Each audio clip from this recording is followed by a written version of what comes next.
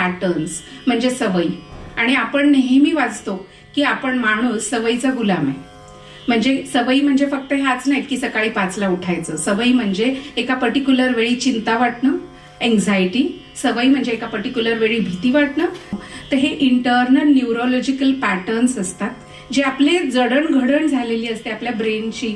इथे काहीतरी बदलायला पाहिजे, हे असं करून नाही चालणार, सेम कॅरी फॉरवर्ड. आपण विचार करतो भावना नाही त्याला बाजूला सारूया, लॉजिकली विचार करूया, पण ऍक्च्युली सबकॉन्शियस माइंड हे भावनेवर आधारित आहे.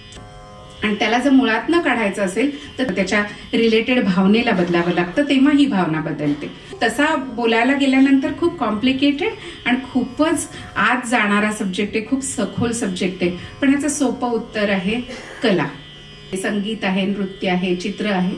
ह्या सगळ्या कलांमधून आपण सबकॉन्शियस लेव्हलवर एकदम आरामात पोहोचू शकत असतो. आणि तिथून मग हे न्यूरोलॉजिकली मॅप चेंजिंग जे असतं ते होतं.